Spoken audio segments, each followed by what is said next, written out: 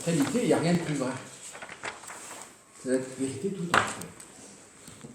Ce que disait l'Évangile. Il vous conduira à la vérité tout entière. Alors, inépuisable.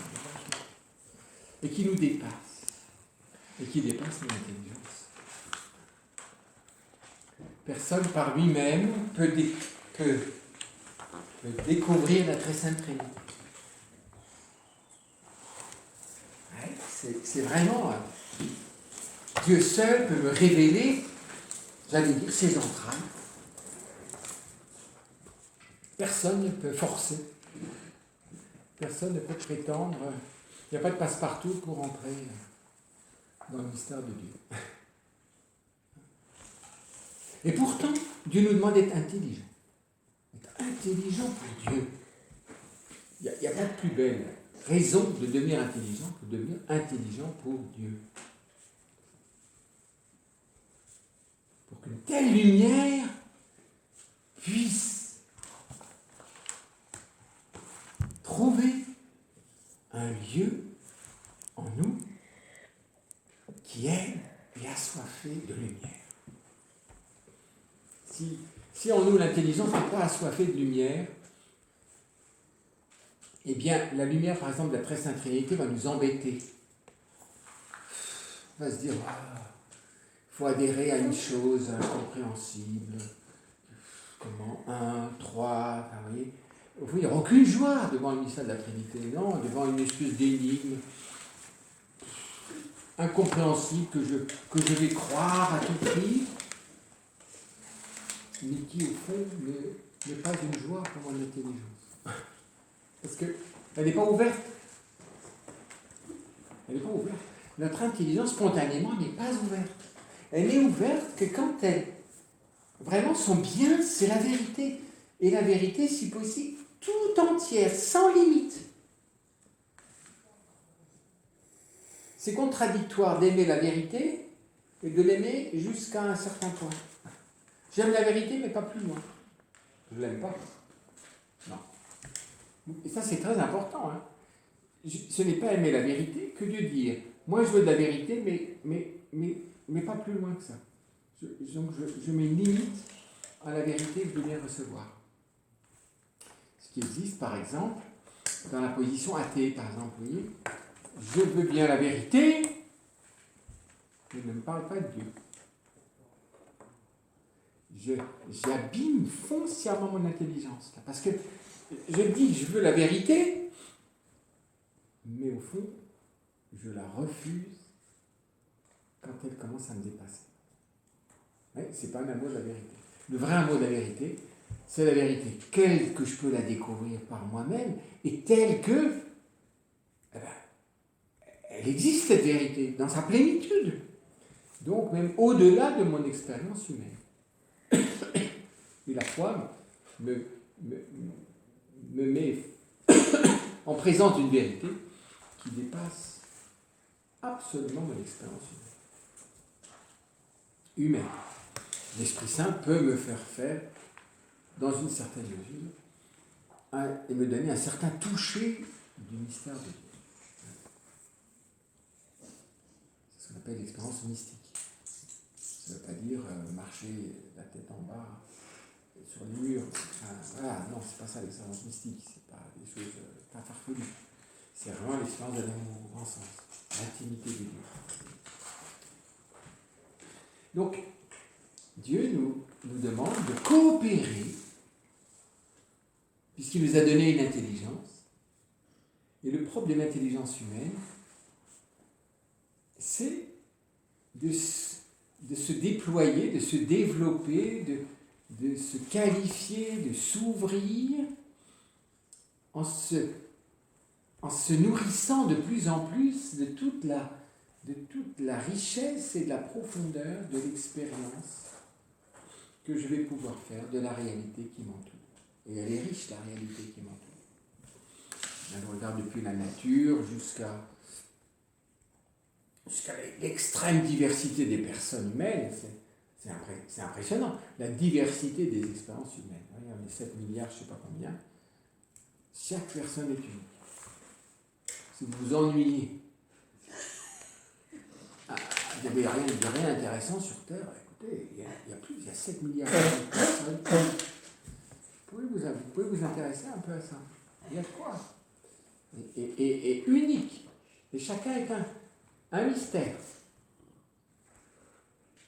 Ah oui. Sans parler de la nature, et alors la science, sous cet aspect-là, elle m'aide parce elle explore cette extraordinaire diversité et richesse, par exemple, ne serait que de règne végétal, puis le règne animal. Alors, on dit qu'il y a des milliers d'espèces qui disparaissent tous les ans, enfin, ça veut dire qu'il y en a quand même. Il y en a, et tout ça, c'est un signe d'appel à creuser le lieu par excellence où je cherche la vérité. C'est pas de savoir d'abord tout sur les coléoptères, vous voyez. Non.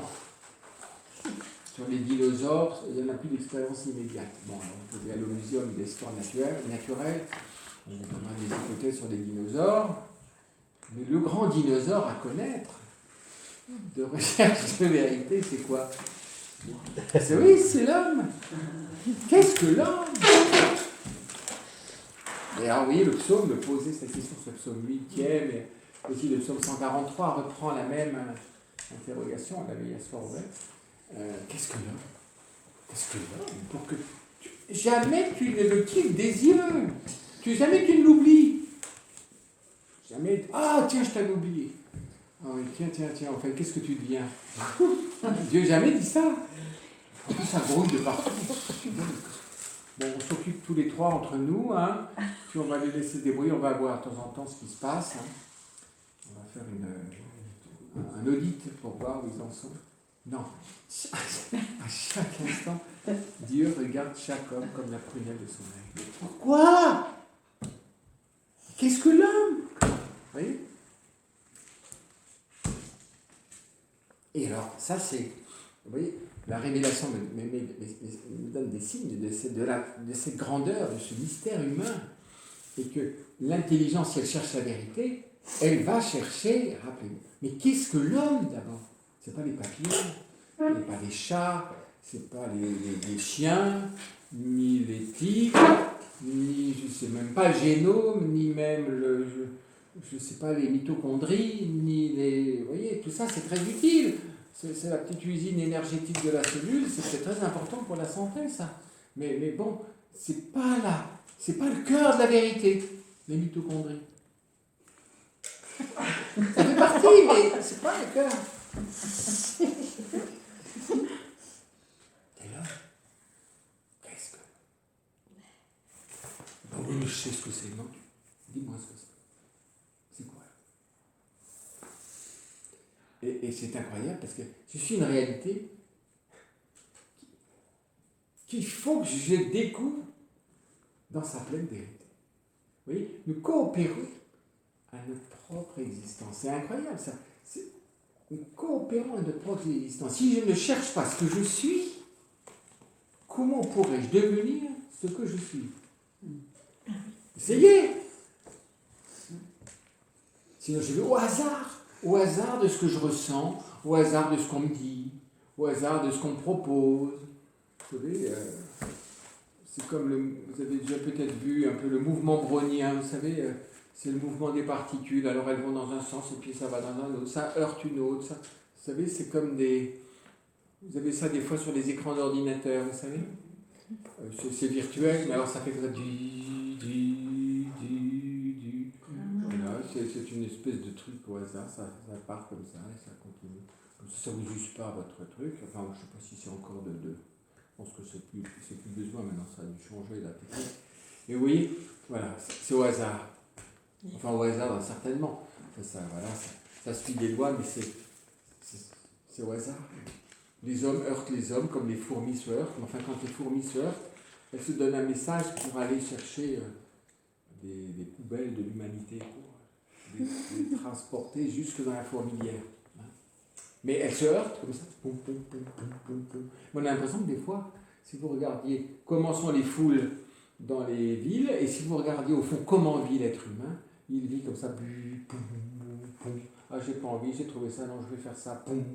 Et puis voilà. Puis la vie de l'homme continue comme ça, comme au hasard. C'est un grand mal, ça. Comment l'homme pourrait-il devenir ce qu'il est en vivant comme ça au hasard, comme des particules, selon ce qui se passe?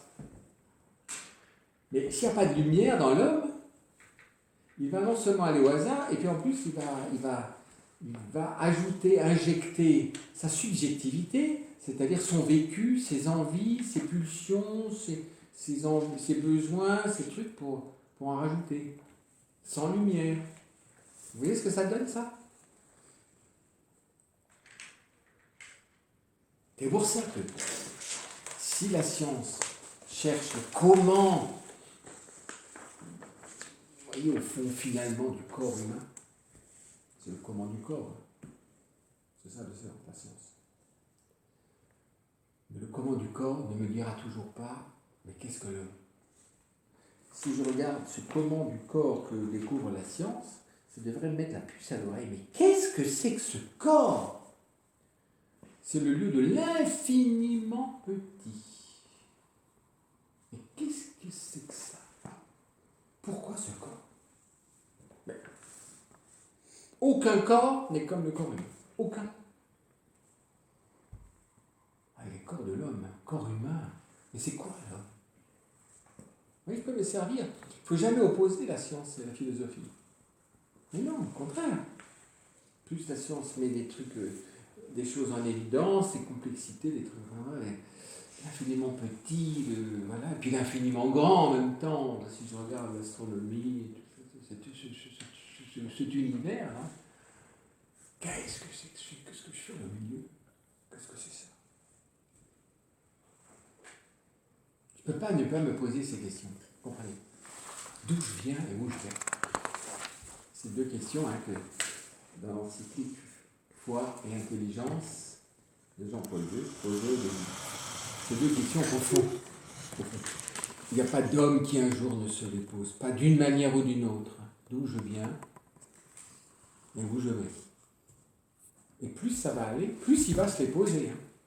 Parce que moins il saura d'où il vient, puisqu'il viendra de la fabrique humaine. Alors oui, fabrique. D'où je viens. Et où je vais, on lui dit nulle part. Bon, tu vas à la tombe. Bah oui, mais si on dit tu vas à la tombe, mais il n'y a rien d'autre, tu vas à la tombe. Il vous faudra des motivations pour vous battre dans l'existence. Je dis, tu vas où? Ben, je vais à l'euthanasie. Je vais à la sédation finale. Oui, mais tu vis pour la sédation finale. Tu vis pour le plus bel endormissement qui existe. C'est pour ça. Vous allez voir que ces solutions pacotiques que nous présente le monde vont nous mettre dans l'absurde. Dans l'absurde. Je dépends d'une fabrique humaine.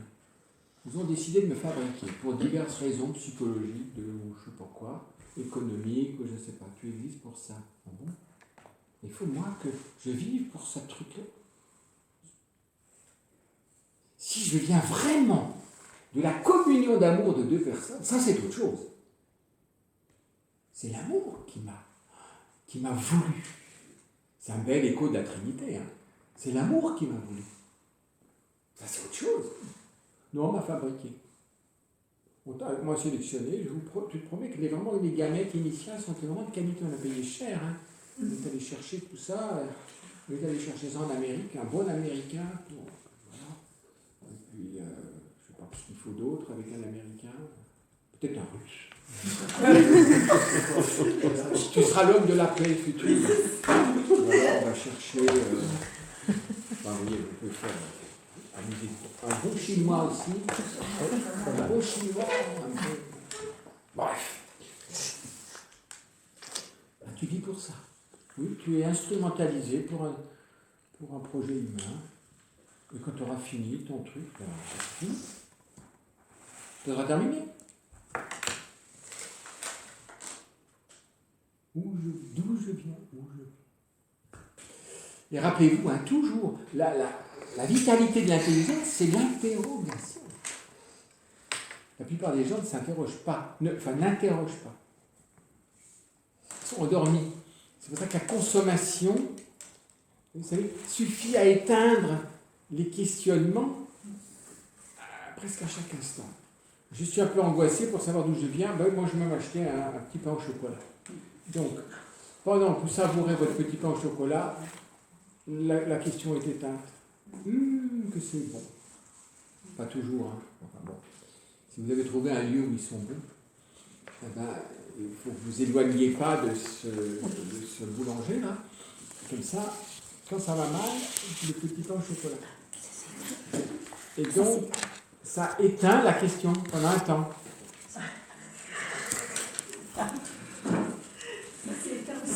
Et si vous voulez un peu plus longtemps que le petit pain au chocolat, bah,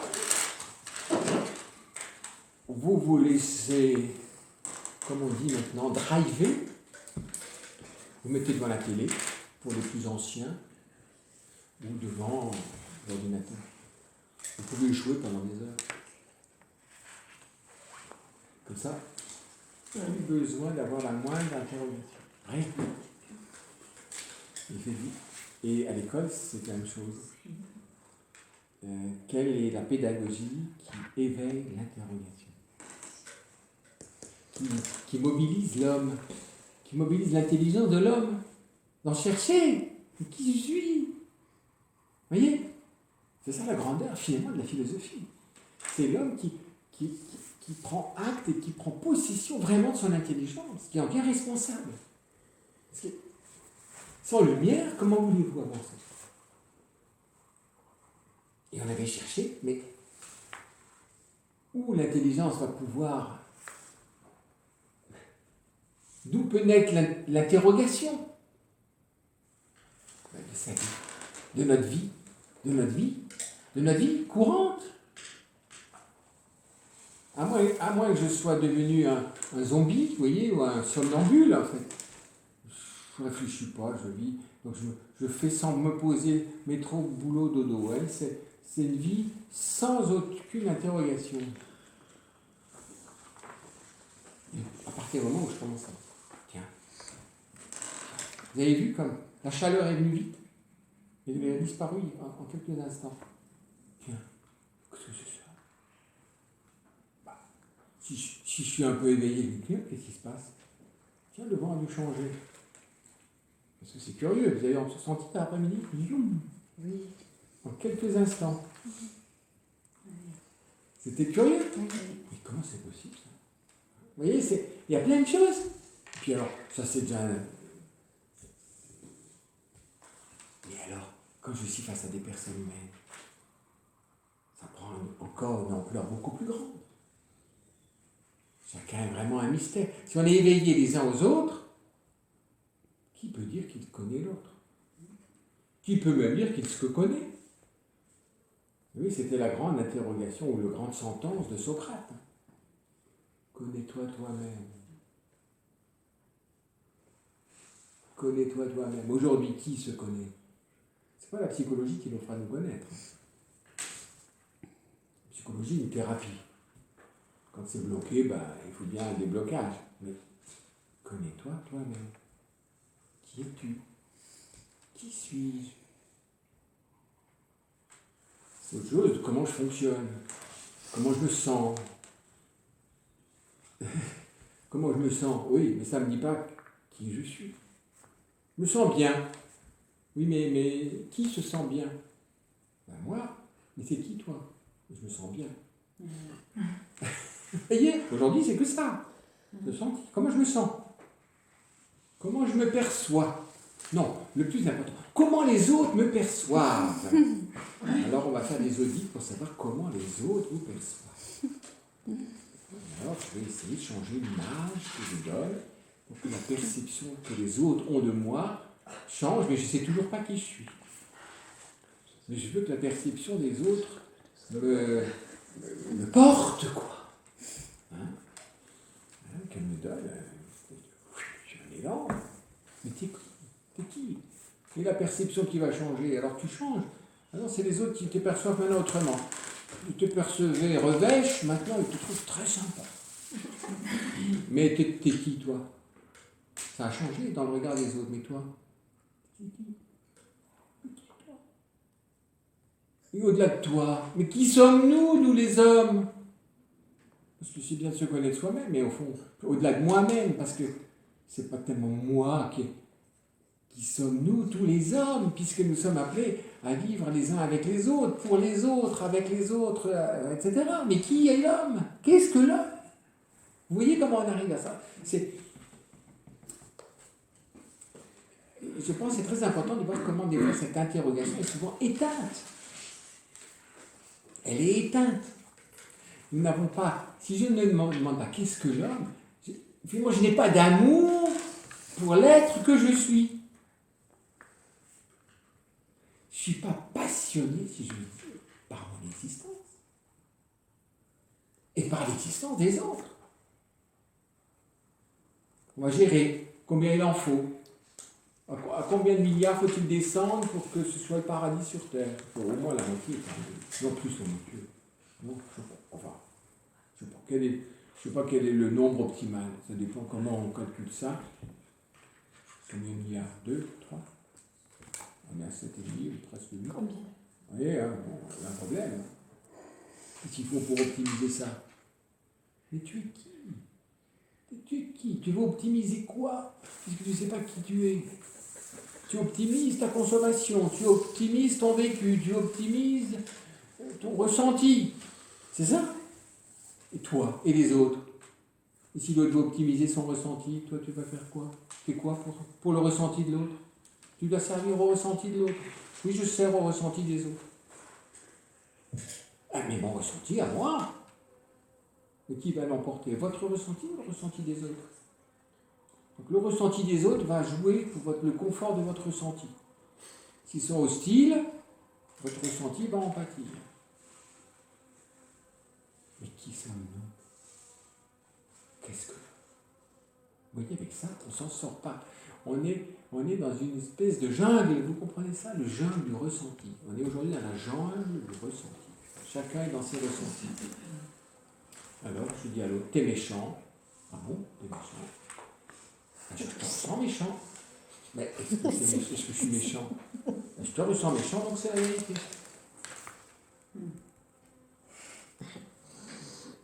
voyez, il faut que l'homme sorte de lui-même. Si je pars de moi-même, je ne pourrai pas accéder à la vérité plénière. Vous savez, si vous commencez mal, ça se termine mal. Si je commence petit, ça se termine petit. Si j'ouvre tout grand l'intelligence à la quête de la vérité, je peux espérer aller jusqu'au bout, c'est-à-dire jusqu'à la sagesse. En fait, c'est jusqu'à la sagesse.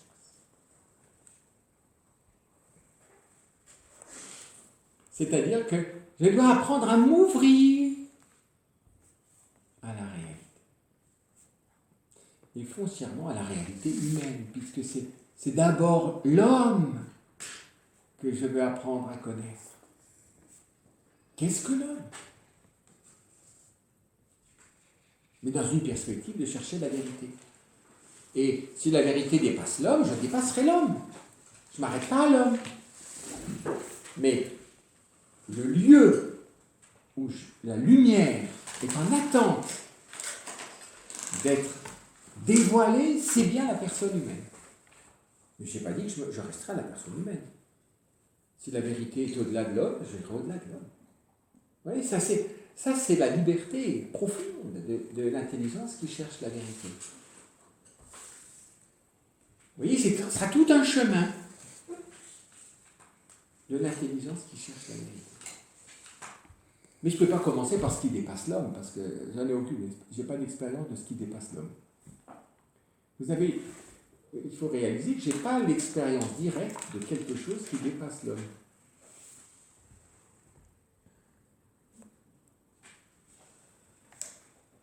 Ce n'est pas l'expérience directe. Je peux des fois voir des choses bizarres.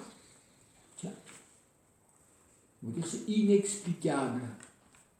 Si je regarde philosophiquement un miracle, par exemple, c'est pas le chien, hein. Un miracle. J'ai pas d'explication actuelle de ce phénomène. Inexpliqué par la connaissance actuelle de la science. C'est ça que va dire l'enquête scientifique. Après, l'Église va faire un discernement théologique pour savoir si d'où ça vient, cette chose qui n'a pas d'explication naturelle.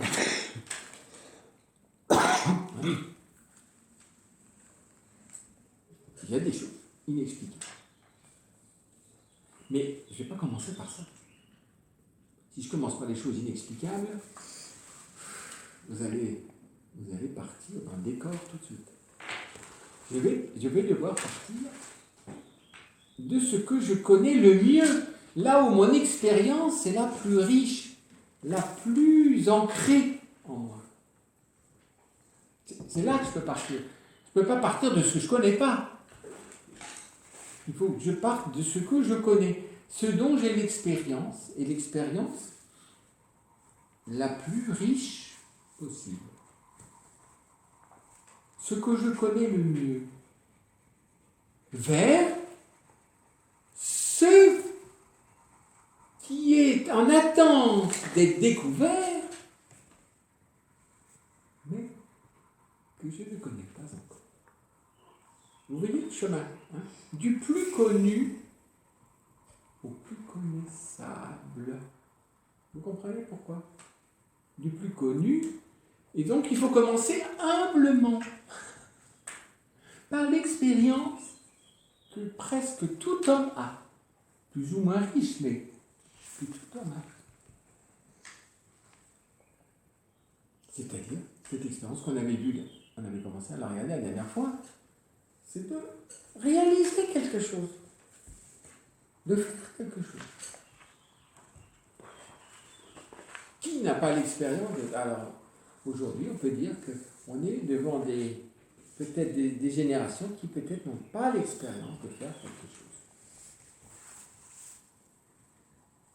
C'est grave, ça. Parce que quand vous pianotez sur votre écran, vous faites quelque chose, oui, mais quoi?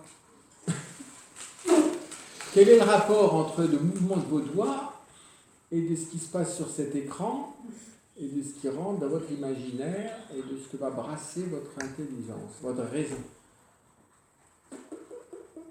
En fait, vous ne faites rien. Hein. Une fois que vous avez passé 3 heures là-dessus, vous fermez le couvercle et c'est fini. Je pense surtout à un petit enfant. C'est toute la question du virtuel, du numérique, dans l'éducation. Or, l'homme s'apprend dans son mystère d'homme en investissant sa réalité d'homme. Donc à la fois son esprit et son corps. Si vous n'arrivez pas à unir, on pourrait dire, son esprit, enfin en tout cas la raison ou quelque chose comme ça, sans être très précis puisqu'on n'a pas encore vu ça de près, et puis son corps, il est là dans un monde virtuel intérieur, imaginaire, et puis il est avec son corps. Il n'y a pas vraiment de lien entre ça et son corps. Il ne vit pas son unité. Vous vous rappelez ce qu'on avait vu la dernière fois? Cette expérience très fondamentale de l'intelligence et de l'âme. Toutes les mères, et les pères aussi, j'espère, qui s'intéressent un peu de près, ont découvert combien, quand on a mis un nourrisson au monde, on est à fond, on est émerveillé, mais terrifié. Quand on réalise d'où on vient. D'une impuissance totale, à part téter, rien. Ça, c'est l'être humain est le vivant le plus indigent quand il naît, le plus impuissant, le plus remis à ses parents. Il ne peut rien faire. Ramper vers le sein de maman. C'est vrai, hein? C'est impressionnant. Vous savez, Dieu nous met devant les tout petits pour nous faire vraiment réfléchir. Ah oui, de quoi s'agit-il? Qu'est-ce que c'est que ce mystère? Et vous allez voir, comme l'enfant est appelé à apprendre son corps. Parce qu'il ne sait rien faire avec son corps. Rien. Il n'arrive même pas à les bouger. Vous savez, c'est complètement... Il va tout apprendre. Le veau, c'est dégoûtant. Le veau, en 2 jours, ou en 1 jour, il est sur ses pattes. Il chancelle un peu, il est un peu haut, mais enfin, quand même. Hein. Et puis il est là, et puis vous êtes le chef-d'œuvre de Dieu, et ça met en tout cas des mois pour devenir présentable. Et c'est vrai. Écoutez, je n'ose pas penser les fourmis. Elles sont opérationnelles en quelques minutes. Les mouches. Les mouches, elles sont parfaites en quelques heures. Vous allez dire, leur vie ne dure pas longtemps. Hein. Mais vous voyez la mouche. Elle atteint sa mouchéité très rapidement.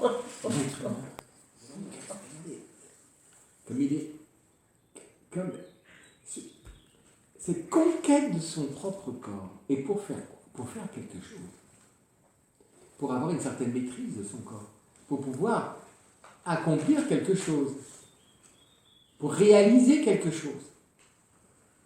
Et vous voyez que l'expérience,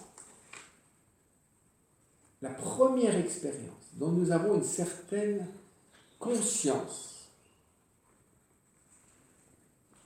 quelle était?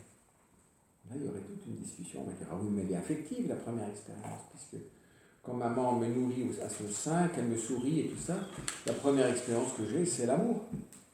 Enfin, un peu de tété aussi. Hein. Mais est-ce que c'est conscient? Est-ce que c'est mon expérience? Pourquoi il y a une telle explosion de joie quand dans les jeux un peu archaïques d'autrefois, l'enfant arrive à je sais pas, mettre un cube l'un sur l'autre. Il arrive il essaie de prendre le cube, il arrive déjà pas bien à le prendre, et après il essaie de le mettre sur l'autre sans tout faire tomber. Un cube sur un autre, déjà c'est grande victoire. Le troisième, il risque de tout faire retomber. Il pleure après. Alors maman dit, mais non, t'inquiète pas, ça va aller. Il faut un peu travailler, tu vas recommencer un petit peu. Oh, je peux pas. Bon. Hein, les tentations de désespoir commencent tôt. Hein. J'avais cru réussir et puis voilà, j'ai tout fait mis par terre comme ça. Oui, vous voulez poser une question? Ouais, je ne sais pas si c'est par rapport aux animaux et par rapport à l'homme. Vous dites que l'animal, dans les minutes ou les heures qui suivent, ils sont déjà sûrs. Mais ils ont déjà une mission de vie. Enfin, je ne sais pas si on peut parler comme ça. Ils ont un rôle. Enfin, le chat, c'est le chat. Enfin, oui. L'homme, jusqu'à la fin de sa vie, en fait, il n'est jamais accompli. C'est ça qui est beau. Le chat, il sera chat tout de suite. Il se pourra attraper des souris, manger. Pas tout. Oui, chat tout de suite. Enfin, vous êtes homme tout de suite, mais vous voyez, la différence, c'est que le chat est assez vite opérationnel. Oui, c'est ça. Bon, il faut qu'il apprenne un peu à manier ses pattes pour être habile avec les souris et les oiseaux. Oui, mais ils arrivent. Mais il s'amuse comme ça, et voilà. Mais rapidement, ils sont dans leur rôle de chat. Et l'être humain, il peut mettre toute une vie dans son rôle d'être un enseignant. On va voir, il va devenir personne humaine toujours plus. On va voir, c'est à cause de la dimension spirituelle et cette dimension spirituelle ne devient vraiment personnelle que si elle engage mon corps. Donc si elle est effective. Tout ce qui n'engage pas mon corps et qui reste là-haut, ça n'accomplit pas ma personne. C'est des belles idées, c'est des possibles, c'est des vœux pieux, pas toujours pieux, enfin on ne sait pas comment on écrit pieux, si c'est un pieux, ou si c'est pieux. Mais vous voyez, voilà, c'est pour ça que le plus souvent, l'homme reste en friche.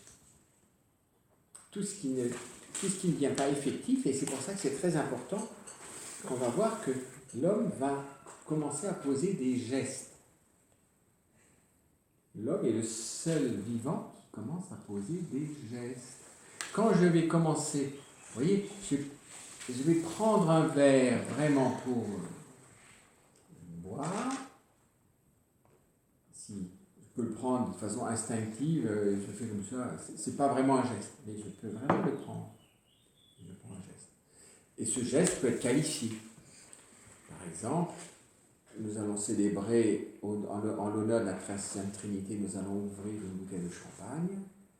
Je sais pas d'ailleurs, mais bon. Et après, on va faire, vous voyez, je vais prendre le verre et on va faire comme ça, donne-moi ton verre. Ton verre. En signe de communion avec quelqu'un. Vous voyez, c'est un geste, ça, qui implique une certaine maîtrise de soi, sinon vous allez fracasser votre verre contre l'autre. Voilà. Et en même temps, qui est porteur d'une autre signification plus profonde, c'est la communion avec l'autre. Mais ça, c'est pas du premier jour que vous le faites. Il faut que l'homme devienne vivant de sa propre nature humaine, qui est une nature spirituelle. Tandis que l'animal, sa nature, elle est beaucoup plus simple. On dit, les anciens disaient, il est déterminé ad unum, c'est-à-dire à une seule chose. On pourrait dire, je ne sais pas, autant qu'on peut le dire, les fourmis sont les éboueurs de la création, par exemple, avec tous les insectes. Le chat, qu'est-ce qu'il a bon, il a un goût inné pour au moins les souris. Il aime s'amuser en tout cas avec les oiseaux, des fois il les attrape quand même, le pauvre, le nôtre il était... Bon. Et voilà, donc une fois qu'il a généré un chat et qu'il a attrapé pas mal de souris, il est parfait. Il est sain dans l'ordre des chats. Si je aussi là. Oui, il peut pas rater sa vie, vous voyez ce que je veux dire? Parce que, voilà, sa nature, le pilote, si j'ose dire, en chat. Tandis que l'être humain, c'est pas ça du tout. À cause de sa nature, on va le voir, spirituelle, il n'est pas déterminé à nous, justement. Il est appelé à devenir une personne. Et donc, je dois devenir ce que je suis. Je dois presque conquérir le mystère que je suis. Et pour pouvoir le faire, il faut de la lumière. Comment voulez-vous conquérir ce que vous ignorez?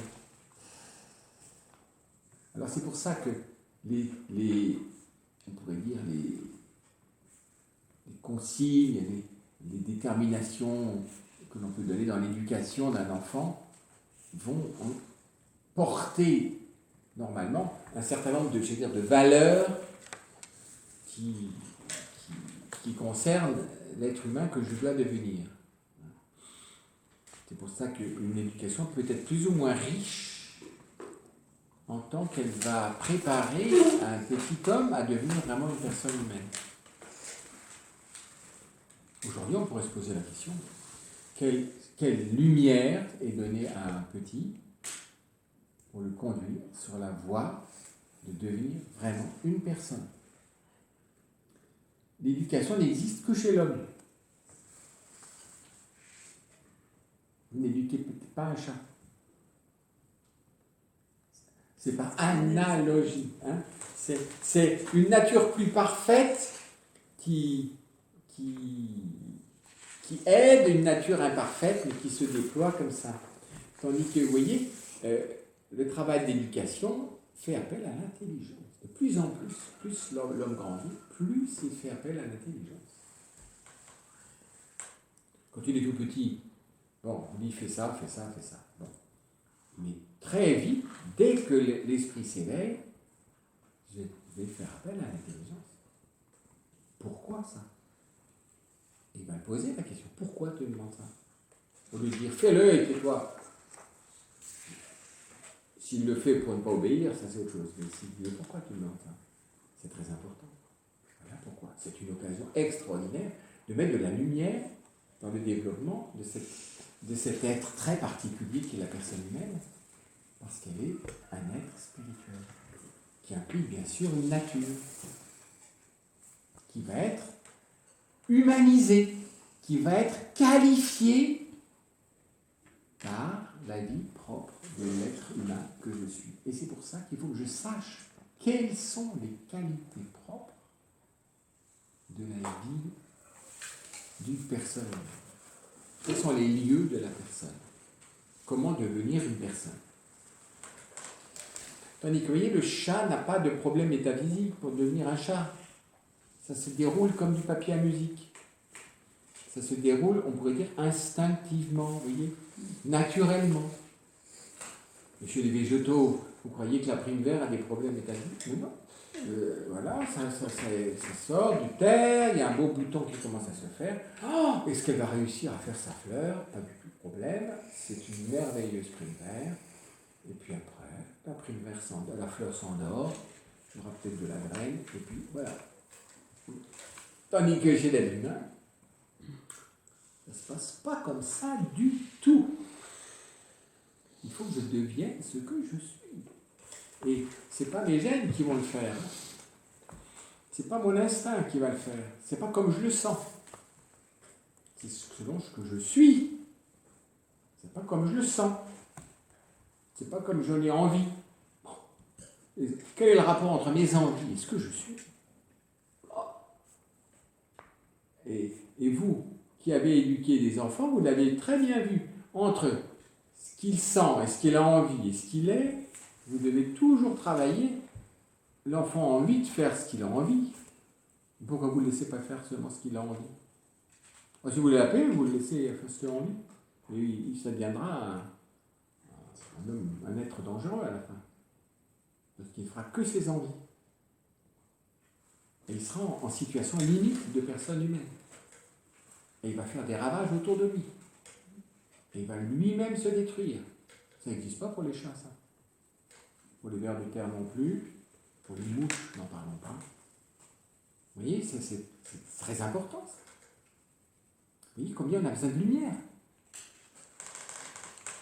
Au nom de quoi vous allez demander à votre enfant de faire ceci ou cela, ou comme cela ou pas, en fonction de votre grandeur. Il faut faire attention. Parce que si je demande simplement à l'enfant de faire comme je pense et comme je veux, sous prétexte que je suis plus fort que lui et plus grand, on va dire dans une chose qui a beaucoup cours aujourd'hui, en fait c'est un abus de pouvoir. Il faut que ce que je lui demande soit vrai et bon pour lui. Et donc j'ai besoin de discerner ce qui est vrai, parce qu'il n'y a que ce qui est vrai qui puisse être vraiment bon pour une personne. Sinon, je le contrains de façon arbitraire, mais comme je le pense. C'est comme ça déjà que l'arbitraire peut arriver dès la conception d'un être humain aujourd'hui. L'arbitraire, c'est quoi? Notre projet, comme on le pense, voilà, en fonction de ceci, c'est un truc. Le futur enfant est pensé comme un truc dans ma vie, comme ma voiture, mon truc, et j'ai un enfant, et puis je le veux comme ça. Vous voyez, c'est l'arbitraire. C'est terrible d'être issu. Aucune personne ne peut dépendre de l'arbitraire d'une autre personne. Ce serait contre la dignité de la personne. Donc c'est pour ça que ce que je demande à un autre doit avoir un rapport au bien de l'autre. Et donc à la vérité. Vous ne pouvez pas trouver quelque chose qui est bon pour une personne si vous ne cherchez pas si c'est vrai. Ce qui n'est pas vrai ne peut pas être bon pour une personne. Donc c'est pour ça que la recherche de vérité est absolument capitale pour que puisse se développer vraiment une vraie humanité. Vraiment des personnes. Oui, voilà. Arbitraire, ça veut dire quoi? Là, en fonction de moi seul. Ah oui. Moi, je te demande de faire ça comme ça. Alors, pour un tout petit, puisqu'il ne sait rien faire, c'est un premier chemin. Allez, fais comme ça. Sur le tout petit, c'est légitime. Quand son intelligence commence à s'éveiller, je dois rendre compte Voilà, je t'ai appris à le faire comme ça. Pour cette raison. Mais peut-être qu'il va trouver une autre manière, qu'il y ait plus... Voilà, qu'il y ait propre. Vous voyez ce que je veux dire? Et si c'est pas contre son bien, je fais pas un clone de moi. L'autre est autre. Donc, je l'ai initié, j'ai ouvert un chemin, mais il va devoir tracer son propre chemin. Mais pas son chemin comme ça l'arrange, mais selon son propre mystère, son existence, sa personne. C'est-à-dire plus l'enfant grandit, plus je vais faire place à son intelligence et à ses initiatives. Au-delà de moi. Alors, ce qui est extraordinaire, c'est qu'on voit des fois, c'est toujours très émouvant, quand on voit un enfant qui est porteur d'aptitudes qui sont des fois totalement différentes, totalement diverses de celles de ses parents. Et ça, c'est très important. Alors, je peux être jaloux même de mon enfant et tout étouffé, ou de dire, tu vas faire comme je fais, et tout ça. Mais non, la beauté, c'est de permettre que l'être inédit qu'est mon enfant puisse devenir vraiment ce qu'il est, et qu'il n'est ni moi, ni moi son père ou sa mère. Mais pourtant, j'aurais été comme les sycomores sur lesquels il a pu se monter pour commencer.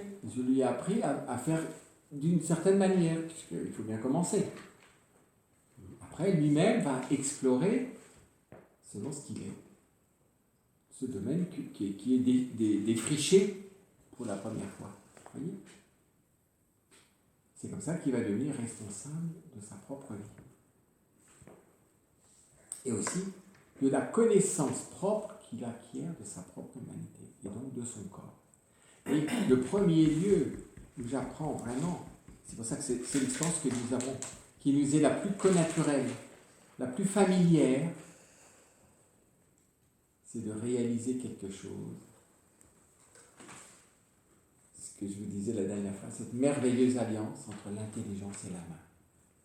Et à travers la main, tout le corps. Puisque la main, elle implique l'avant-bras, le bras, le tronc, et donc évidemment tout le corps. Vous voyez, toute la position que j'adopte pour faire. Donc ça mobilise tout le corps. Mais finalement, c'est la main et l'intelligence. Seul l'être humain est une main. Aristote disait une chose très très belle, hein. C'est l'organe qui crie la présence de l'intelligence. Parce que c'est un organe bizarre, c'est un organe quasi totipotent. C'est-à-dire, des possibles. Je peux faire plein de choses avec cette main. C'est très différent d'un sabot. Vous ne pouvez pas faire grand-chose avec un sabot. Alors, soit il est fendu, soit il n'est pas fendu. Alors, je ne sais pas si vous voulez avoir des sabots fendus, soit les ruminants ou les autres. Bon, je ne sais pas. Ou, je ne sais pas, moi, des griffes. Une patte.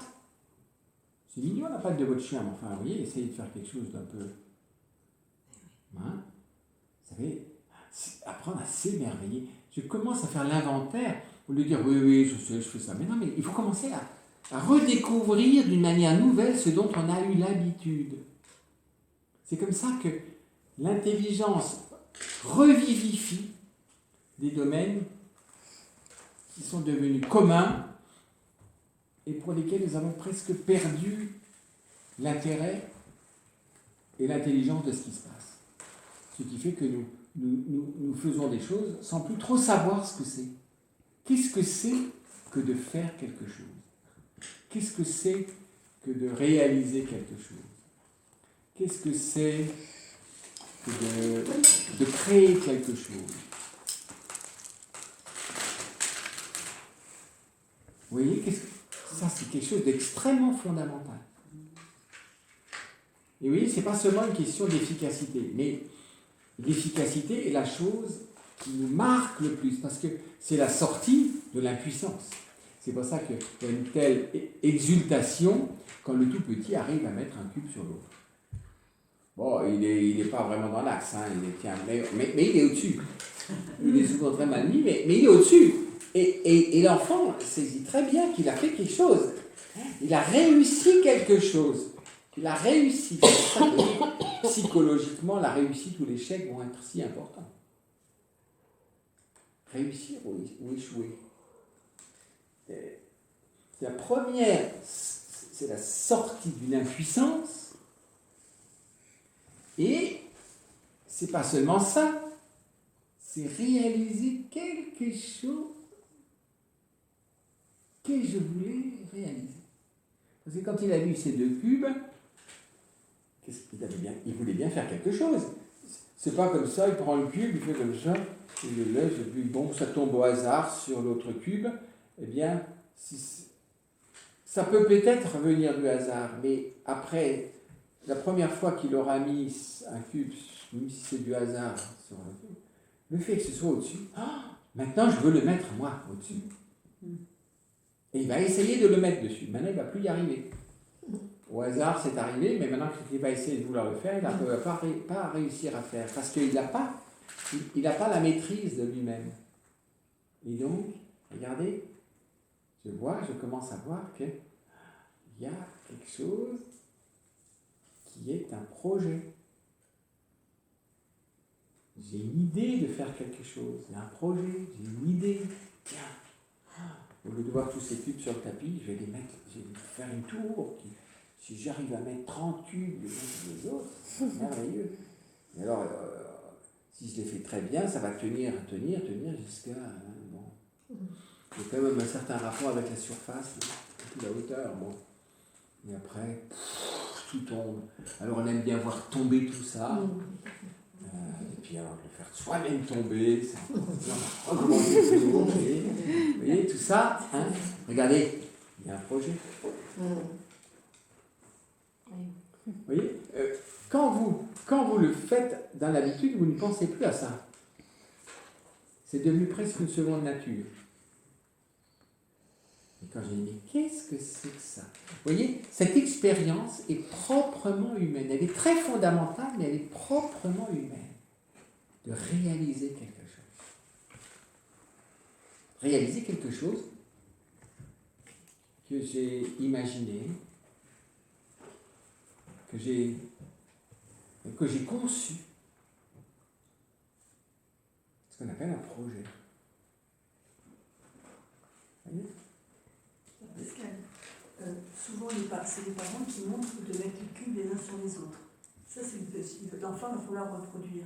Maintenant, j'entends qu'instinctivement, par le biais du hasard, il se retrouve à mettre un cube l'un sur l'autre. Mais quel plaisir ça lui apporte vraiment. Quel intérêt il a de mettre un cube sur l'autre. Vous voyez, je vois pas quelle joie il a, parce que... La première, il est étonné. Ça commence par l'étonnement. Tiens. Que ça tienne, hein. Bah oui. Par le hasard, il découvre une chose nouvelle. Étonnement. Et puis ensuite, émerveillement. D'où le désir maintenant de le faire. Souvent dans la vie humaine, vous vivez quelque chose auquel vous n'avez même pas pensé, mais que la Providence vous a fait faire.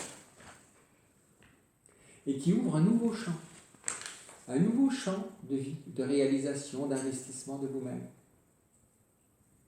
Vous voyez, par exemple, et en cuisine, c'est très souvent, on dit toujours, les échecs et les trucs qu'on a fait par hasard sont souvent l'occasion d'une nouvelle recette. Je ne sais pas pourquoi j'ai fait ce jour-là, j'ai mis du je ne sais pas quoi dans quelque chose, et ça a donné la tarte tatin. L'exemple pareil. Le carambar aussi. Le carambar ? Oui, le carambar, c'est une recette ratée. Ah bon, c'est vrai ? Il a fait brûler, le caramel et ça a fait le carambar. Ah oui. Ça existe encore ça ?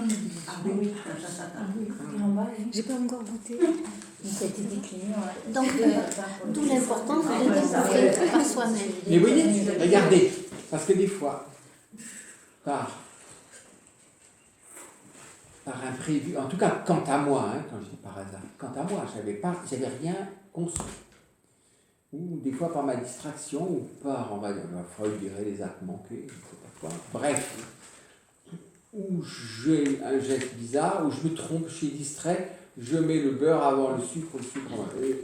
Ça fait autre chose. Tiens, c'est bizarre. L'ordre dans lequel on met les choses n'est pas indifférent. On m'a toujours dit de faire dans cet ordre-là, mais un jour, je ne sais pas pourquoi, je le fais autrement. C'est un raté, on pourrait dire. C'est pas voulu. Mais si je suis attentif à la réalité, tiens, qu'est-ce qui se passe? Étonnement. Tiens, c'est curieux ça. Étonnement. Après, je vais évaluer ce que ça donne, ce qui m'étonne. Je peux même être émerveillé. Et après, je veux le reproduire volontairement. Vous voyez comme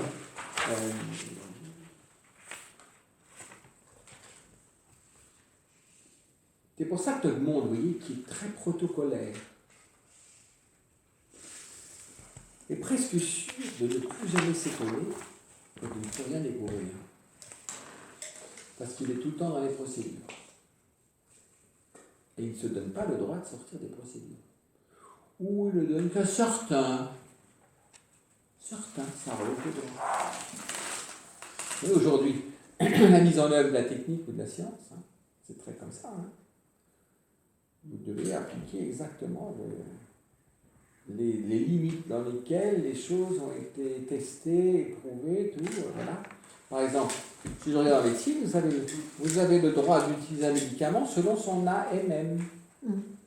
C'est-à-dire ce pourquoi il a été validé, tout ça. Mais généralement, les découvertes incroyables, c'est justement d'utiliser curieusement un truc hors de l'AMM. Où je vois, tiens, en fait, ça devait soigner, je ne sais pas, le rhume des foins, et finalement, je vois que ça se joue dans, je ne sais pas quoi, je ne sais pas ce qu'on va trouver, toute autre chose.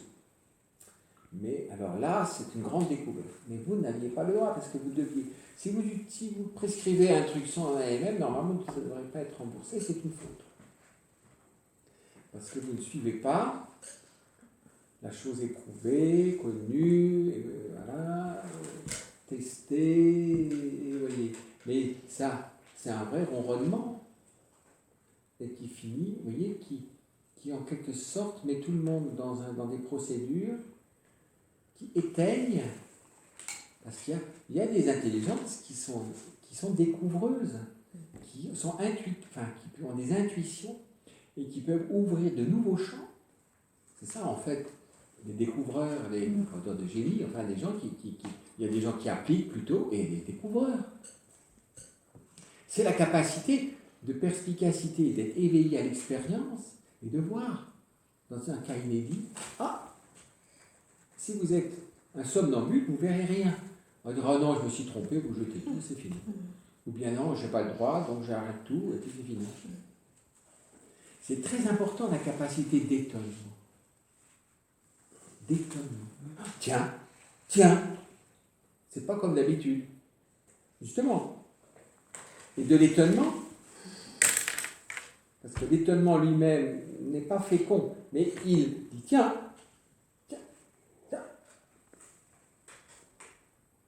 C'est normal. Qu'est-ce que c'est que ça? Ouais.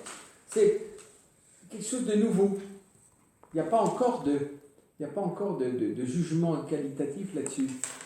Mais quand j'ai un jugement qui commence à... Tiens, je peux passer de l'étonnement à l'émerveillement.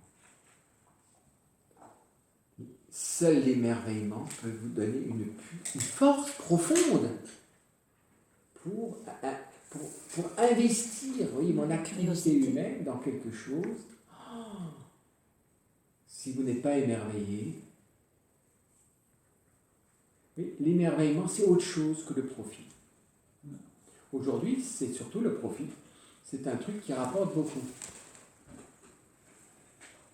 Vous voyez la différence? Quand je vois une bonne affaire, c'est un rapport très intéressant, même insoupçonné, entre un investissement et le rapport d'autre chose. Ça rapporte extraordinairement. Ça vaut rien, mais j'arrive à le vendre à un prix fou, tout le monde en veut, ça va, profitons-en. C'est très différent que de partir sur C'est pas un vrai émerveillement, vous voyez. J'ai dit, tiens, je suis malin.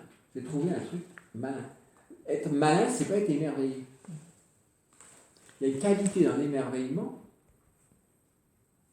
qui est unique. Vous voyez la différence? Regardez comme aujourd'hui, on est très sur la plus-value.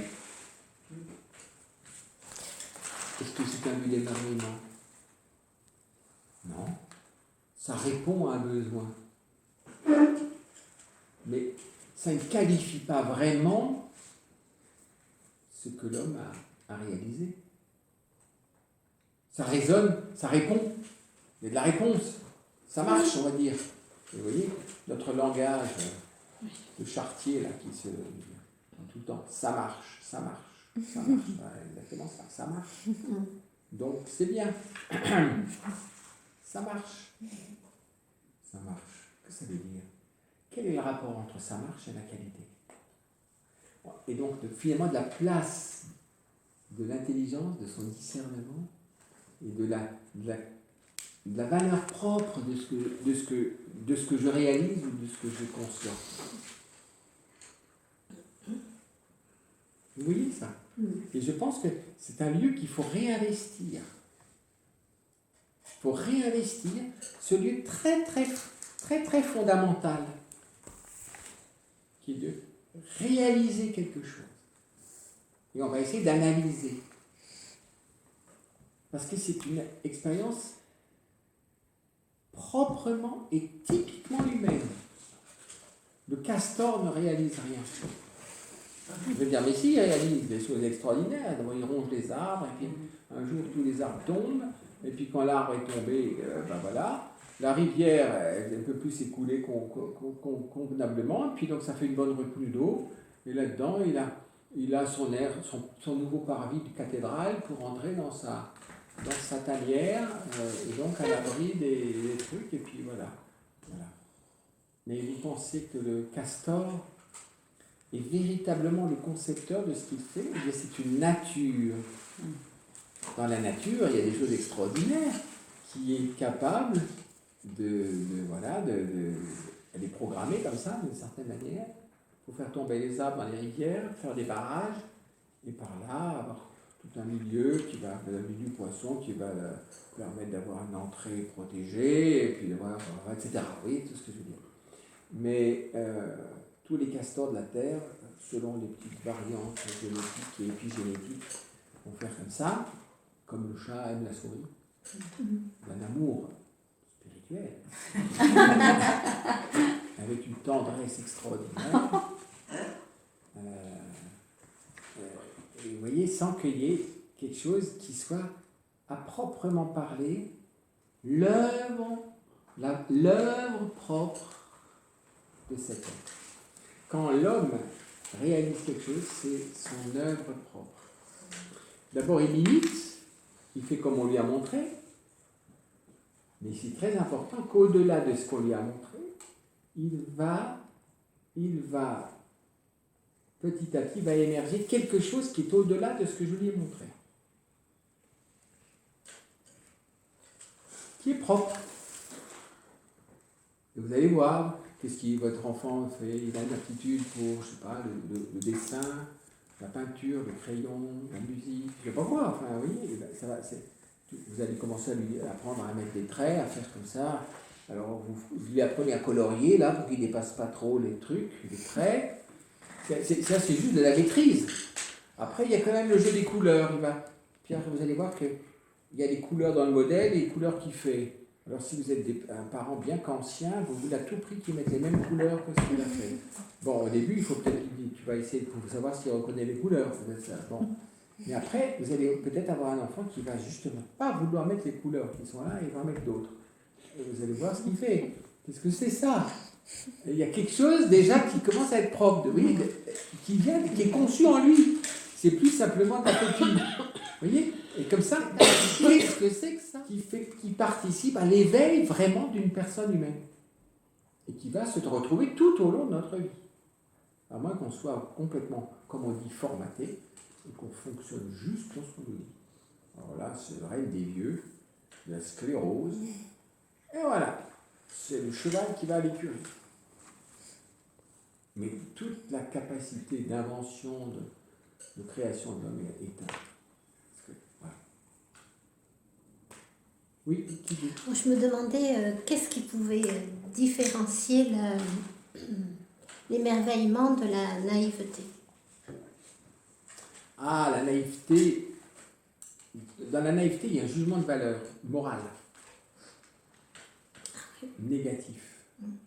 Et vous avez raison de souligner une chose, parce qu'aujourd'hui, c'est la pire des injures. Tu es naïf.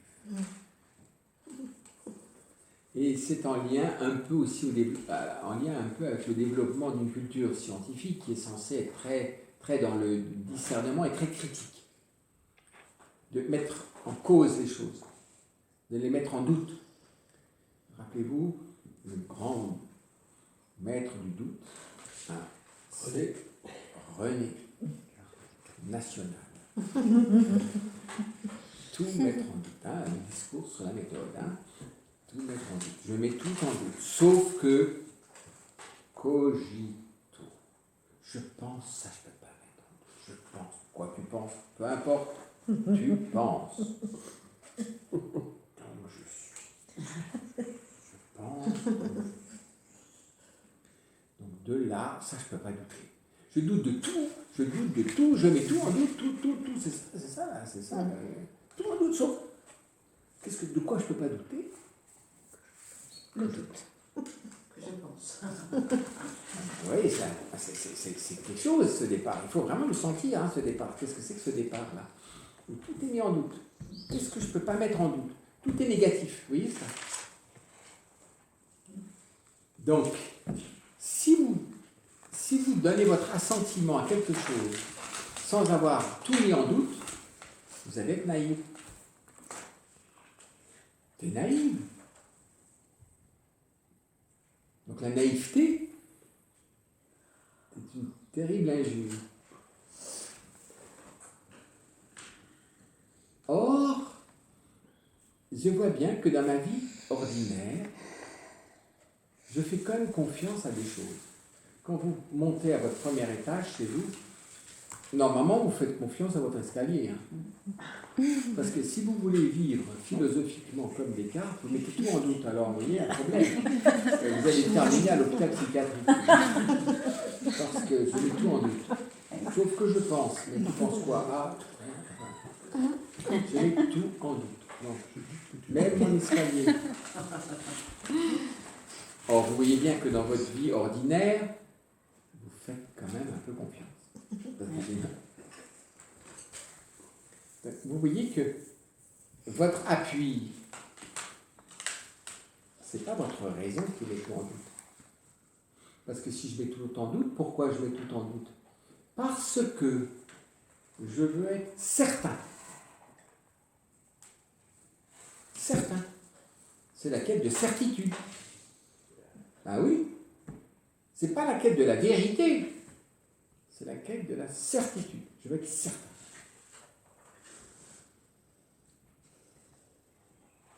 Donc, je mets tout en doute. Est-ce que ma première quête est une quête de certitude? La certitude, c'est subjectif. Je veux être certain de ne pas être trompé. Donc, vous voyez, c'est de la paranoïa latente. Et d'où ça vient, ce truc? Alors, vous voyez, finalement, Dieu, pour Descartes, va servir à ne pas être trompé. Dieu ne peut pas être trompeur. Dieu n'est pas trompeur. Si je regarde ça, d'où ça vient, ça? Qu'au fond, on ait tellement peur d'être trompé. Et que quelqu'un va me tromper. C'est plus original, ça. Ça vous rappelle quelque chose, hein? Oui. Enfin, vous pouvez regarder la péché originelle, ça c'est la tradition judéo-chrétienne, mais regardez toutes les traditions de sagesse, vous allez voir qu'il y a toujours une catastrophe dans le passé lointain de l'homme. Il y a partout un mythe de chute, la chute. Donc, quand je suis tombé, je ne veux plus tomber. Je suis tombé. Quelqu'un m'a fait tomber. Je veux maintenant être certain. Et qu'on ne vienne pas me tromper. Vous avez vu ça? Vous voyez, comme notre intelligence et le milieu, enfin en tout cas le contexte de fonctionnement de notre intelligence n'est pas vierge. Il n'est pas vierge. Et un tout petit, il va dire, il ne trouve pas son crayon, qu'est-ce qu'il va dire le plus souvent? On m'a volé, qui m'a volé mon crayon? Donc, quelqu'un qui ne me veut pas du bien. Il m'a volé mon crayon. Si j'étais tout à fait réaliste et objectif, je dirais, tiens, je ne trouve plus mon crayon. Quelqu'un aurait-il vu mon crayon, je ne le trouve plus. Quelqu'un a-t-il vu, je ne trouve plus mon crayon. Quand on va dire qu'il m'a volé, vous voyez, ça c'est un jugement, c'est un problème. Hein? Il y a quelqu'un qui veut du mal. Donc il y a une hostilité latente. Il faut que je récupère mon truc contre la méchanceté d'un autre, un envahissement de quelqu'un d'autre, etc. Vous voyez, c'est affectif. Il y a un jugement affectif, négatif, de méfiance en tout cas. Oui. Donc le doute et la méfiance, c'est lié. Hein. Et donc, vous voyez, on voit que le développement de la philosophie cartésienne, en fait, elle n'est pas du tout dans la confiance. Et Dieu sert simplement de garant que je ne suis pas trompé. Le Dieu de Descartes, c'est de la pure utilisation. Juste un garant que je ne suis pas trompé. Qu'on ne m'a pas trompé. Dieu n'est pas trompeur. Donc le garant de ma connaissance, c'est Dieu qui n'est pas trompeur. Et ça, aujourd'hui, c'est la Trinité, vous voyez, à quoi est réuni Dieu, qu'on ne me trompe pas. Donc il est vraiment mon toutou, pour qu'on ne me trompe pas. Regardez, hein, comme c'est abîmé. La confiance dans le réel, vous voyez, la confiance dans l'intelligence, la confiance dans la réel. Hein. Et la naïveté, tu te fais rouler. Tu crois que tu peux faire confiance simplement à la réalité telle que tu peux la toucher, la voir, la goûter. Ah non, mets tout en doute. Mets tout en doute. Et vous savez, et ça, c'est une attitude de vie. On peut regarder soi-même, au fond, comment on est. Quelle confiance j'ai dans le réel? Quelle est la part du doute? Alors, on va dire, il y a des gens qui sont intuitifs. Alors, il y a des gens qui sont intuitifs et puis ils pensent que parce qu'ils ont une intuition, toute intuition est bonne. Ça, c'est l'inverse. C'est dans, oui, on pourrait dire, c'est un peu illuminé. Juste intuition, on va le faire. Mais, celui qui a peur de se faire tromper, il va mettre en doute, il va refuser toute intuition. Or, souvent, dans l'intuition, je découvre un rapport nouveau que je n'avais pas encore vu jusque-là. C'est pour ça que par l'intuition, je peux découvrir des nouvelles choses que je ne connais pas jusqu'à présent.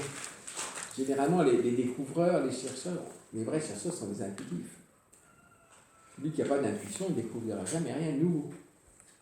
C'est un bon exécutant de choses qui, voilà, il va suivre le processus, la recette, la méthode, il va faire ça peut-être très bien, mais il n'y a pas d'intuition. Mais je dois éprouver, vérifier mon intuition, sa valeur. Oui, là, mais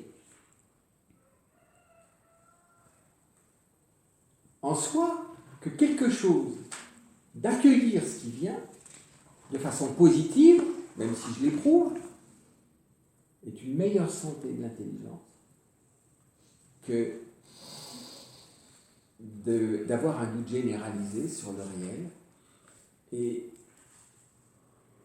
finalement d'en rester aux choses vérifiées. Parce qu'il y a une contradiction.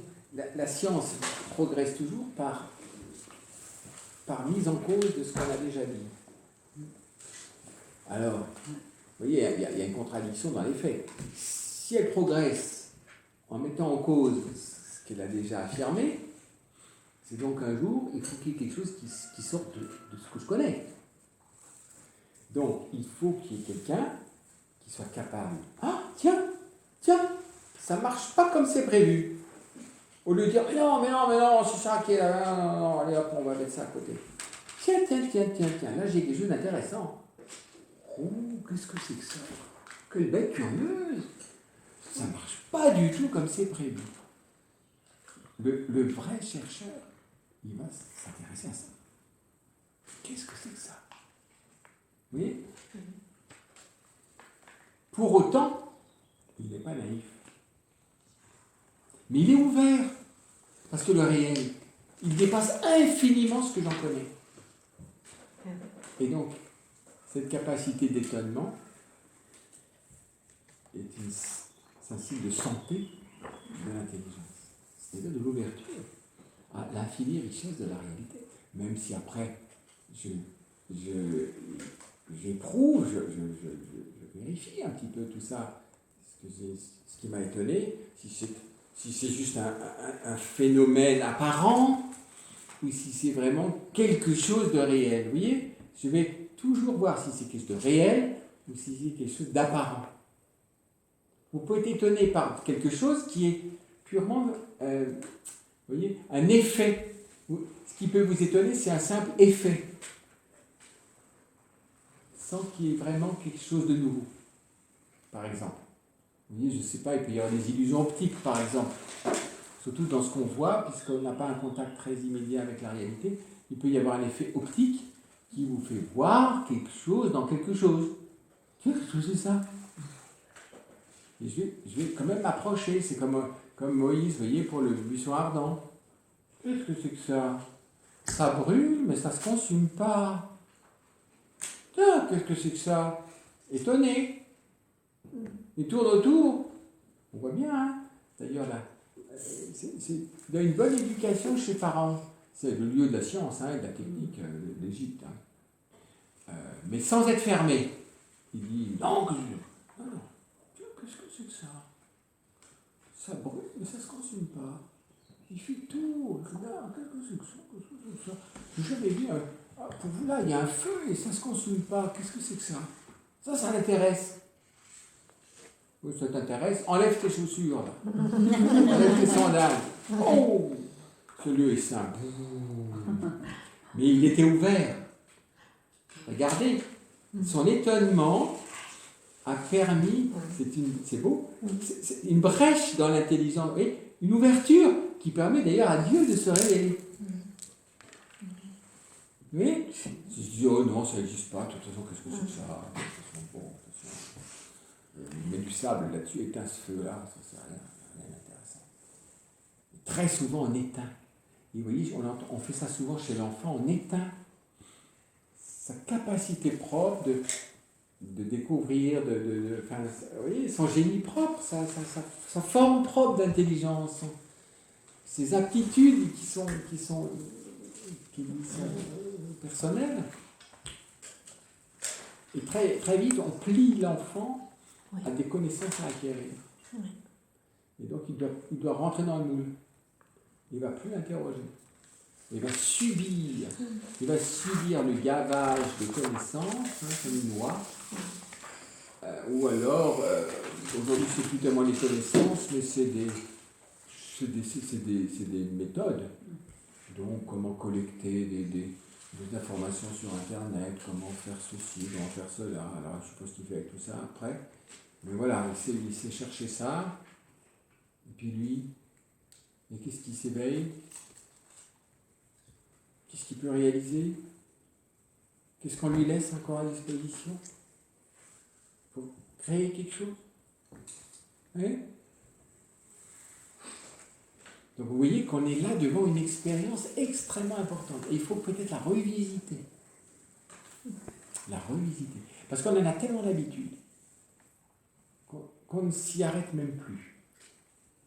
Qu'est-ce que c'est que cette capacité de réaliser quelque chose de projeter quelque chose, de concevoir quelque chose, d'inventer quelque chose, d'optimiser quelque chose. Vous voyez tout ça?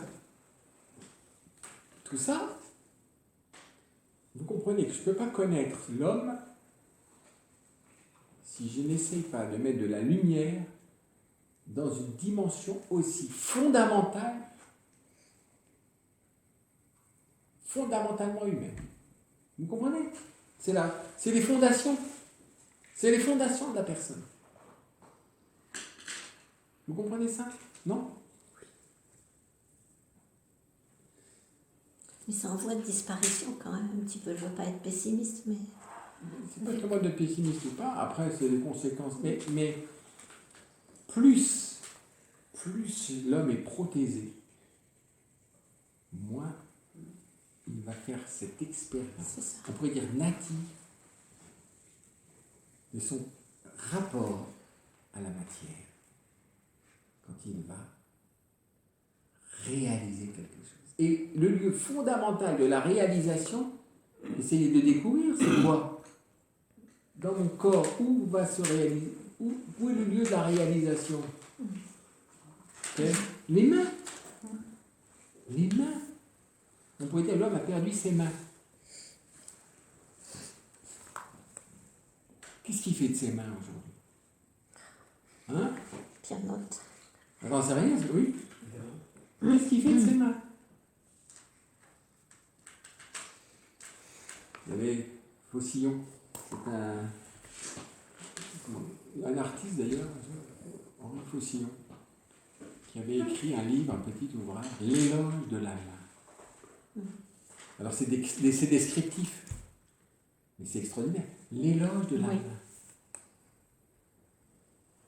Et Aristote a écrit 2 pages là, sur la main. La main et l'intelligence, l'organe des possibles. Une belle entrée dans le mystère du corps humain, de la personne. Pas tellement cogitant, je ne sais pas quoi, savoir que Dieu n'est pas trompeur. Écoutez, vous commencez à inventer un truc, qu'il y a une réalité invisible qui n'est pas trompeuse. Non mais vous voulez fonder quelque chose de réaliste sur une réalité dont vous n'avez pas l'expérience, dont vous dites qu'il n'est pas trompeur, et vous acquérez la certitude parce que Dieu n'est pas trompeur. D'où ça vient ça? Ça vient d'un âge théologique.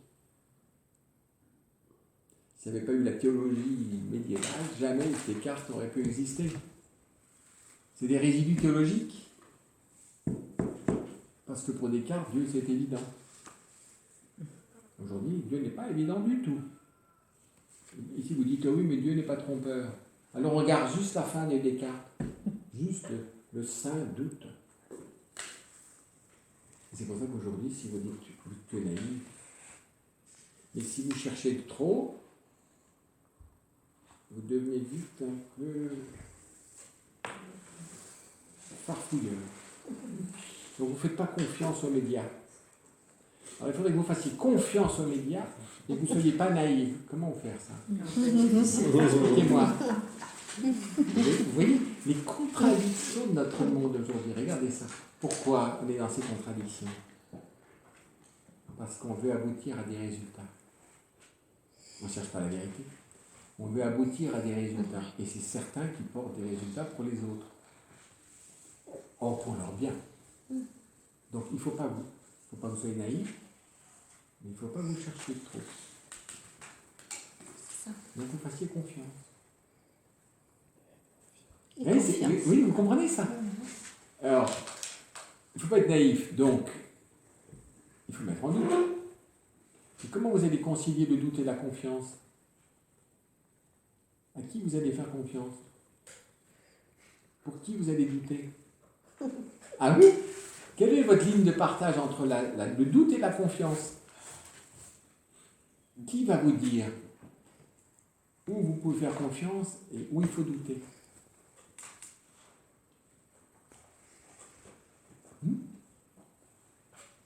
Oui, c'est des contradictions intrinsèques de notre culture, si j'ose dire. Parce que c'est toujours l'opinion, c'est des gens qui vous disent quelque chose. Or, rien ne peut remplacer l'expérience. On m'a dit A, on m'a dit.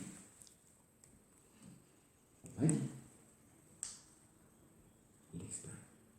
Vous allez dire, je ne peux pas faire l'expérience de tout. C'est vrai. Et c'est pour cela que je regarde en qui je peux faire confiance. En qui je peux faire confiance? En un homme qui cherche la vérité. Je peux faire confiance qu'à quelqu'un qui cherche la vérité. Ça ne veut pas dire qu'il ne se trompe jamais, mais il cherche la vérité. Ouais. En quelqu'un qui cherche la vérité, vous pouvez faire confiance. Ça ne veut pas dire que tout ce qu'il va dire est vrai, parce qu'on peut se tromper, on reste plus ou moins proche de la vérité. Mais quand on l'aime, ça qualifie foncièrement la personne. Il y a un abîme entre quelqu'un qui aime la vérité et quelqu'un qui est malin. C'est-à-dire qui trouve habilement les voies pour réaliser ce qu'il a envie de faire, ce qu'il arrange. Vous voyez la différence entre quelqu'un de malin et quelqu'un qui cherche la vérité. Aujourd'hui, on fait des gens malins. Et si vous trouvez des gens malins, il y a une masse de dindons, de la farce. Parce que si vous voulez être malin, il faut que c'est être plus malin qu'un autre, non? Donc,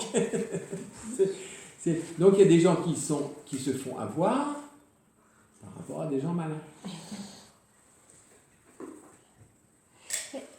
Oui, ça donne un tout autre climat entre des personnes qui cherchent la vérité. Ça ne veut pas dire qu'on atteint tous la même profondeur, mais il y a le même amour de la vérité, oui, parce que notre expérience n'est pas la même. Et on a des formes différentes, et les voies d'accès diffèrent, mais il y a cet amour de la vérité, qui est un socle irremplaçable. L'amour de la vérité, ça change les liens humains fondamentalement entre des personnes qui aiment la vérité. Même quelqu'un qui aime la vérité peut peut-être, par exemple, mentir encore, mais accidentellement, oui, par faiblesse, par je sais pas, mais il ne fait pas corps avec son mensonge. Quelqu'un qui est malin, pas tout le temps, c'est ça le problème. Il fait feu de tout bois. C'est-à-dire, de temps en temps il ment, de temps en temps ce qu'il dit est vrai, de temps en temps il ment, parce que ça l'arrange. Donc, vous ne savez plus. Il est possible qu'un jour il dise quelque chose de vrai. Mais comme il le dit parce que ça l'arrange, mais pas parce que ça a valeur de vérité. Parce que ça l'arrange. Et vous voyez, on peut vraiment faire de commencer à chercher comme ça, de prendre conscience de notre intelligence et de commencer à la développer. C'est un vrai examen de conscience. En quoi vraiment j'aime la vérité? Est-ce que je l'aime vraiment? Ou est-ce que toujours, quand même, ce sont mes intérêts? Aujourd'hui, on est un monde d'intérêts. C'est difficile de concilier l'intérêt et la vérité. Il y a, comme ça, dans un psaume, comment c'est dans un psaume? Même si... Comment dire? Je ne reprends pas ma parole. Comment c'est? Même si... Oui, j'ai promis ça si je crois que... Et si vraiment je perds mon pari, si j'ose dire, je ne reprends pas ma parole, même si c'est contre mes intérêts, parce que c'est la vérité. Vous voyez que les gens... C'est ça, renoncer à soi-même? Pardon? Est-ce que ça fait aussi partie de ce quand on dit c'est renoncer à soi-même? Ah, ça fait partie du renoncement à soi-même. Et si vous ne renoncez pas à vous-même, vous ne pourrez jamais vraiment aimer la vérité. Parce qu'un jour, vous la lâcherez, parce que la vérité, elle n'ira pas toujours dans votre sens. Et des fois, je dois reconnaître que, par exemple, je me suis fourvoyé. Je le reconnais. Sinon, je vais justifier ce que j'ai fait, et puis je vais accuser la terre entière. Parce que mais qu'est-ce que tu as fait? Tu voulais quoi? Tu as donné ton consentement à quoi? C'est ça le travail. Si c'est toujours à cause des autres que ça ne va pas, vous ne progresserez jamais. Vous voyez, c'est pour ça que la vérité rend libre. C'est l'évangile de Saint Paul qui dit ça. Et que c'est une vraie c'est un vrai travail, mais enfin, lumineux. Vous voyez, c'est-à-dire ça nous ouvre une profondeur de vie. Et, et pour commencer vraiment ce chemin, il faut vraiment que nous revisitions une expérience qui est tellement commune de faire quelque chose, de réaliser quelque chose, d'imaginer quelque chose et de le faire. Pour essayer de, petit à petit, de décrire toute la richesse de cette place dans le mystère humain. Vous voyez, dans tout ce que l'homme réalise, il réalise des choses extrêmement diverses. Il faudrait vraiment découvrir. Et puis après, je vais essayer de mettre de l'ordre dans toutes ces réalisations et de voir qu'au fond, on peut presque mettre les réalisations de l'homme dans deux catégories distinctes. Pas opposées, mais distinctes. C'est comme ça que l'intelligence met de l'ordre petit à petit dans la diversité de tout ce qui se passe, et à partir de là, elle va commencer à analyser. On commence à décrire et on met de l'ordre dans toutes ces diversités. Ça, c'est pré-philosophique. Il faut que je regarde toute la richesse de cette expérience, tout ce que l'homme réalise. D'ailleurs, c'est le signe de la présence de l'homme. Quand vous faites de la paléontologie ou je ne sais pas quoi, d'archéologie, regardez toujours, est-ce qu'il y a des choses qui ont été faites par l'homme, ou est-ce que c'est justement des cailloux bruts? Est-ce que c'est quelque chose qui a été fait par l'homme ou bien c'est naturel? C'est la première chose qu'on cherche. Là où il y a un homme, l'homme a fait quelque chose. Alors, est-ce que c'est un vrai silex? Est-ce que c'est un caillou qui a été simplement pointu comme ça? Alors, on peut chamailler, on peut faire des thèses avec ça et tout. Le premier silex, il va savoir si c'est un homme ou pas un homme. Est-ce que le squelette qu'on voit là et l'objet qu'on voit a un rapport? Ou est-ce que c'est une simple coïncidence? Parce qu'il y a un squelette là et parce qu'il y a un objet là, que cet objet a un rapport avec ce squelette. Peut-être, peut-être pas. Vous voyez? Et c'est une causalité ou pas? Hein, vous voyez tout ça? Donc vous voyez, la méthode scientifique, elle éprouve les choses. Mais elles se fondent sur un fait. Et philosophiquement, je me fonde sur une expérience. Et je vous invite vraiment, peut-être même un peu le mettre par écrit, essayer de faire l'inventaire de toute la richesse et de la diversité de tout ce que l'homme peut réaliser. Et essayer d'y mettre un ordre. C'est comme ça qu'on apprend.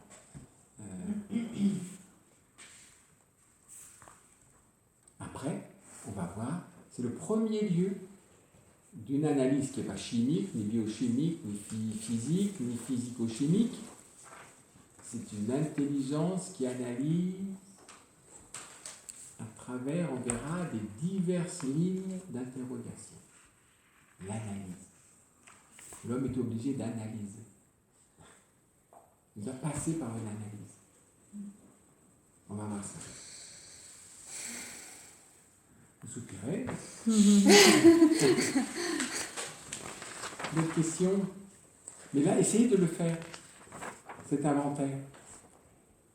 Et je vous dis que vous devrez aboutir finalement, vous devrez arriver à presque tout mettre dans deux catégories différentes.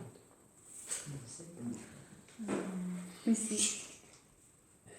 Y compris les opérations vitales, ou c'est en fait pour le premier jet, vraiment, tout ce que je suis capable de faire. Est-ce qu'il faut déjà essayer de faire de la distinction? De quelle expérience on parle et quelle est l'expérience qu'on explore? Je ne parle pas de choses vitales, je parle de réaliser quelque chose. Avec ses mains? Vous pourrez même faire avec après le tractopelle là à côté. Il faudra aussi parler du tractopelle. C'est de la voiture là, vous allez partir en voiture. C'est quoi ça par rapport à ça?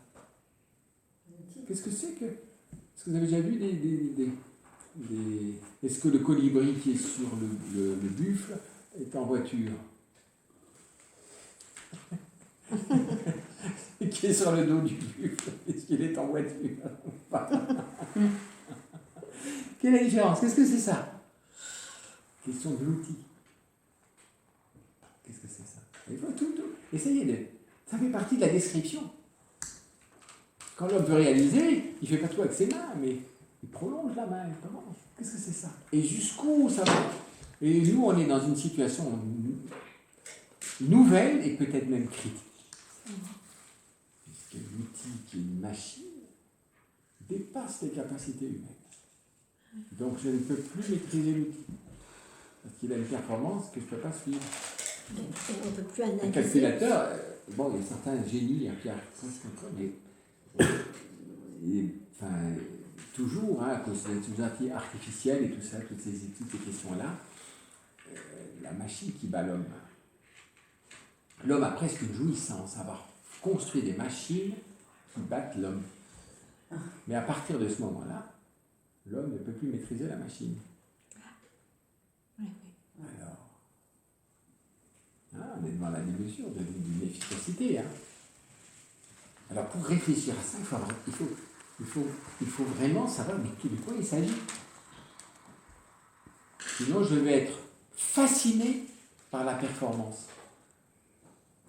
Est-ce que l'homme est au bout d'une performance? Est-ce que c'est vraiment ça qu'il faut chercher? La performance. Oui, mais tout ça, c'est des conséquences après.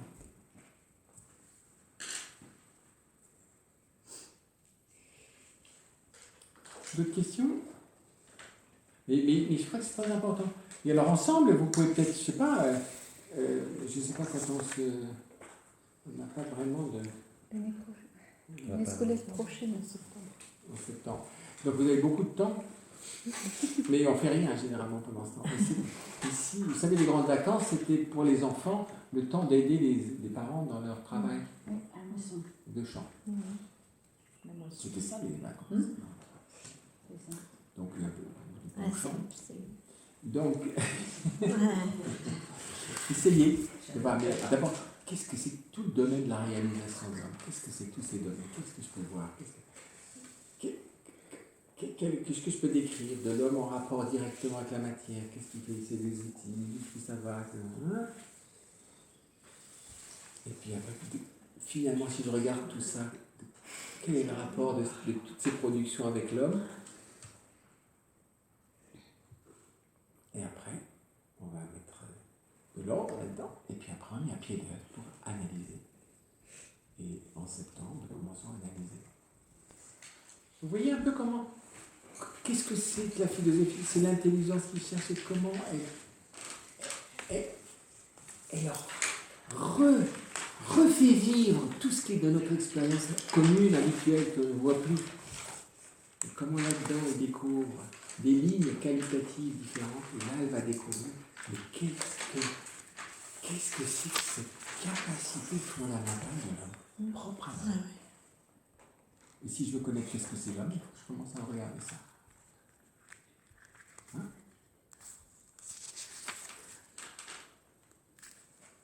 Et vous voyez, dans plein d'ouvrages, quand on me dit, bah oui, mais le castor est aussi intelligent que l'homme, d'ailleurs même plus et tout, comme il n'y a pas de distinction, ça ressemble, mais quelle est la différence? Qu'est-ce que c'est la différence? Et alors, après, on réduit l'homme à un castor. Le but de l'opération, c'est de réduire l'homme au castor. Oui, c'est vrai. Pourquoi on peut réduire l'homme au castor? C'est l'orgueil qui fait que l'homme se réduit au castor. Ben oui, parce qu'il met tout en doute, sans distinction. Donc, il veut pouvoir vivre selon sa nature. C'est ce qui s'en sans discernement. Donc, sans vérité. Sans vérité. Toujours. C'est parce que si vous cherchez la vérité, vraiment, vous serez haï. Vous serez quoi? Haï.